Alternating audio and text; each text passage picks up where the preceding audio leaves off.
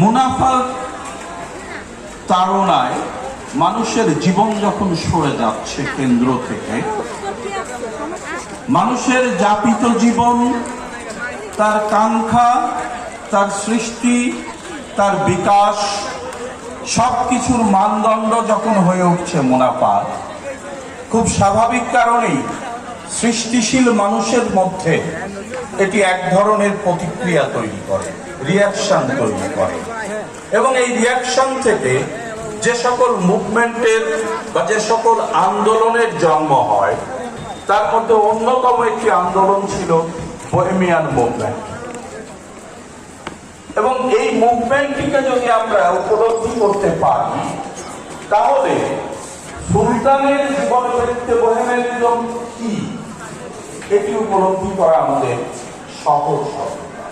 মনে রাখতে হবে, একটা মুভমেন্ট, একটি আন্দোলন হিসাবে বোহেমিয়ানিজম আর যাই হোক রুটলেসনেস নয়, এটি কোনো অবস্থাতেই উত্তেজনিকতা নয়, বরং আমরা বলতে পারি মানুষের নিজস্ব সংগ্রামে যে নানাবিধ অনুষঙ্গ, যে নানাবিধ প্রচেষ্টা বিভিন্ন সময়ে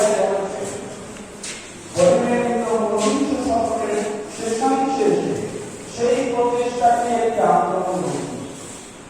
ফলে সুলতানের জীবনে আমরা বলে দিচ্ছি বোহেমিয়ান সমস্যারা ভাবতে আরো মাত্রায় বলা যায় বাগানের মাছ। এই যে অর্থ, এই অর্থের সাথে সুলতানের বোহেমিয়ানিজমকে ওইভাবে নিয়ে আসতে হবে। বরং বোহেমিয়ানিজম সুলতানের ক্ষেত্রে দেখতে হবে সেটি হচ্ছে এক ধরনের প্রতিবাদ আন্দোলন।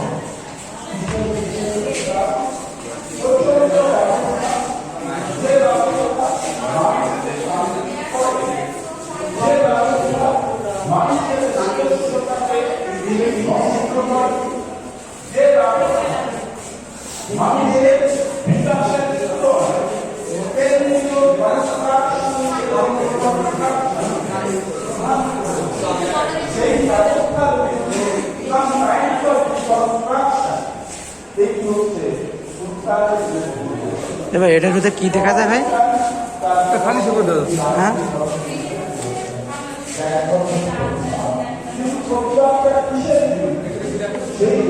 জিনিসটা কি একটা এটা আমরা তো বুঝতে পারছি কি এটা।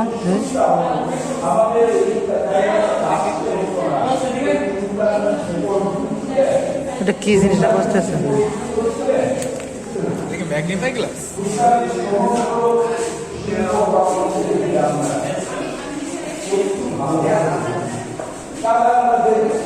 যে সুলতান সম্ভবত বাঙালি শিল্পীদের মধ্যে একমাত্র শিল্পী যিনি পৃথিবীর সমস্ত বড় বড় শিল্পীদের চিত্রকর্মের সাথে নিজেকে যুক্ত করেছিলেন।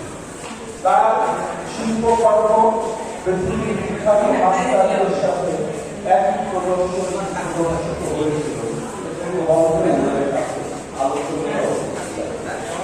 তিনি সমগ্র ভারতবর্ষ, ইউরোপ এবং আমেরিকার বিভিন্ন অঞ্চলে ভ্রমণ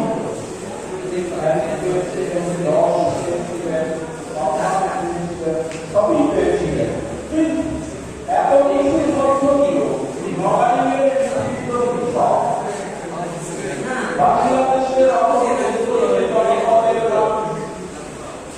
এই কৃষকের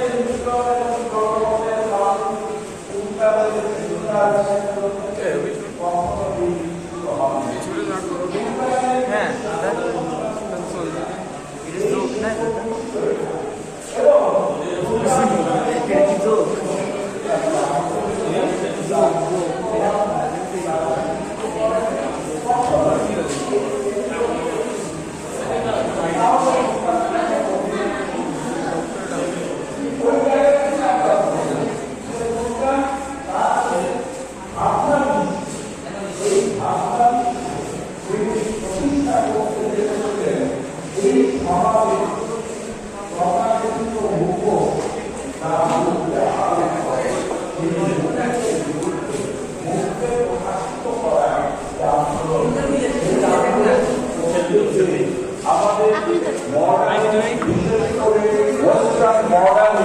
নান্দনিকতা বা শিল্প চর্চা যে মানদণ্ডগুলো তৈরি করেছিল সুলতানদের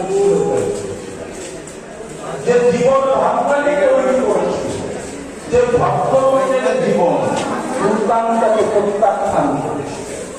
এই প্রত্যাখ্যানের এখানেই ছিল সুলতানের বোহেমিয়ানিজমের মূল সূত্র এবং মূল কেন্দ্র। এই সূত্র এবং কেন্দ্রটিকে আমরা যদি আবর্তন করি, এটিকে ঘিরে যদি আমরা সুলতানকে বোঝার চেষ্টা করি, তাহলে সুলতানের জীবনবৃত্তে বোহেমিয়ান যে ব্যাপারটি, এটাকে উপলব্ধি করা সহজতর।